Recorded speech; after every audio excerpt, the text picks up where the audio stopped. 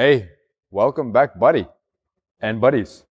As in those of you that are watching this video, hello, I'm here. Jeremy is here, Kevin's behind the camera or in front, depends on what angle you're looking at it. We're gonna start off with the warm-up for the day. 3 different movements, get the entire body warm, ready to start. Let's have a look.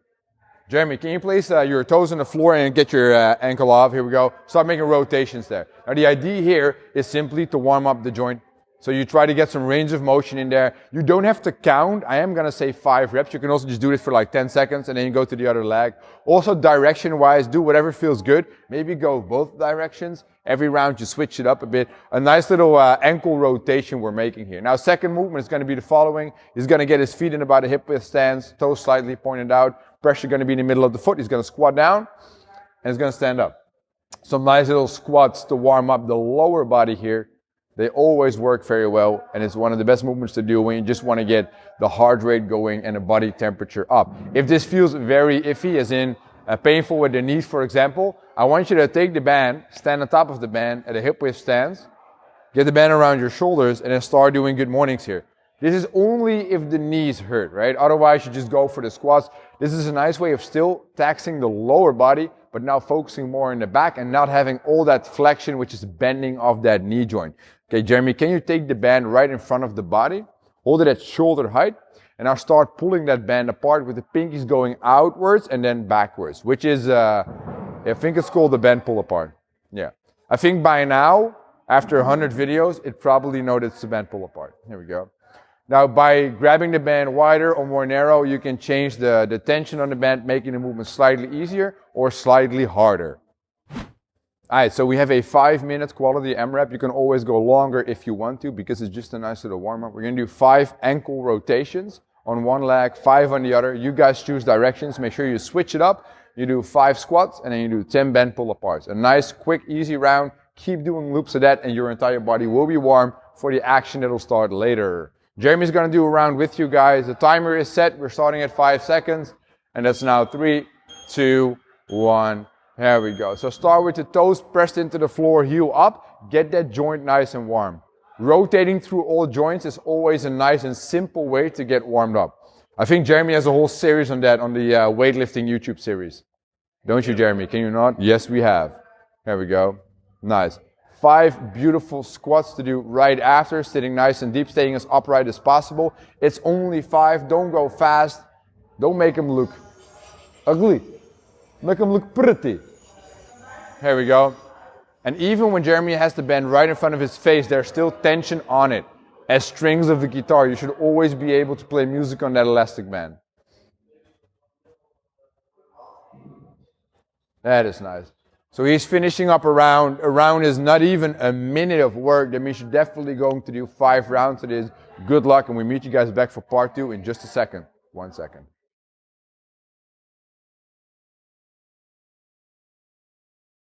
Part 2 is about mobility. 2 classic stretches that we've done for like 3 months right now. We're going to throw those in together. It's going to be 6 intervals. Every interval will be 45 seconds of work with 15 seconds of rest. It'll total up for 2 rounds of 3 different sets here. Now, let's have a look at Jeremy starting off with the Samson Stretch for interval number 1 and 2 because it has 2 sides. He's going to start off in a very big lunge. He has something soft underneath his back knee to protect that old man knee. And actually, I didn't tell you guys before, but Jeremy also has old man knees. Now, in this position, I need a couple of things to look at. Now, first of all, the back knee is placed behind the hip. Whatever you do with the back foot is fine. You can either place it on the toe, pressing it into the floor. You can also lay your foot flat on the floor. Now, the front knee is positioned right on top of the ankle, at least not forward. Now, what you see with the back knee behind the hip is that you get a good hip flexor stretch there. And in the meantime, he has his hands folded together, pressed towards the ceiling and pulled back, which also makes it the shoulder, the wrist, and the thoracic spine nice and flexed. As in, flexibility flexed. It's not really flexed, actually. It's more like it's opened up. So we're trying to make it more flexible. Thank you, Kevin. You were looking at me, now I know what to do. So we got 3 more seconds in this interval, 2, 1. And we got 15 seconds to switch. And as always, guys, there's nothing wrong with placing something underneath your back knee to just protect the knee. You don't want to have a pain during the stretch here.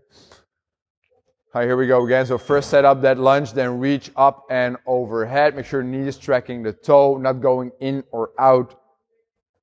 I really like that knee positioned on top of the ankle and not behind or in front of it. It does change the stretch dynamics, obviously. Back knee, again, placed behind the hip. Hands fold, pressed up. Jeremy has pretty good, actually, mobility there if you look at the overhead position. Often people have a hard time getting that rotation done, where their hands are pointing towards the ceiling. A very good, being bad example of that would be me, myself, and I. But I'm not going to show you guys. I just talk about movement. I don't move. 5, 4, 3, 2, 1. Let's get out of that stretch. Let's stand up, Jer.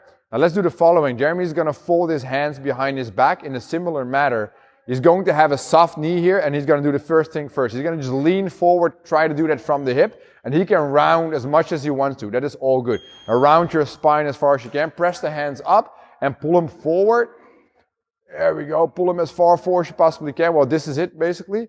Now from there, he's going to relax a bit, and he's going to do it again. Here we go. Ooh, that hurts a bit. Crampy. Crampy is possible, guys. So what do you do when you cramp? Like Jeremy, you shake it off, and you continue. And that's what we tend to do a lot. We shake it up and we continue. And this is a flexi swimmer. This is a very rough stretch. So if you, in that 45-second time frame, do like 3 good pulls of 2 to 3 seconds, I would be very pleased and happy with that. That is all good. So we got 6 more seconds of the flexi swimmer. Let's get one more in there, Jem. 1, 2, 3, and done with it. That was one round we did together. It's one more round for you. We'll meet you back right after. Bye. Bye.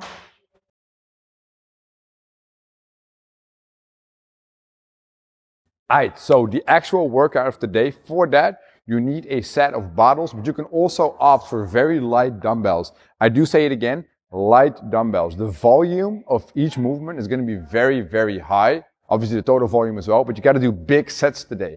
And in the beginning, I don't want you to break stuff up, but you just need to be able to go unbroken. Before getting into detail on the actual numbers of repetitions we have to do, let's just have a look at the actual 4 movements. Jeremy is on the floor, his favorite position. What he's going to do first is sit up in a slight hollow and make the Russian twist. And today I want the bottles to move more than the upper body actually does. If this is way too hard, place your heels on the floor and still make that rotation. Right? Because like I said, the volume is high. This might be a very good way of going for the Russian twist. Every time you move the bottle, you count the reps. I'll count a couple of reps. It'll be 1, 2, etc. Done. Nice. Movement number 2 will also be on the floor. Will again be taxing the belly, but also some chest. You're going to go into a hollow body position. Shoulder blades off the floor, relax, and you're going to make presses.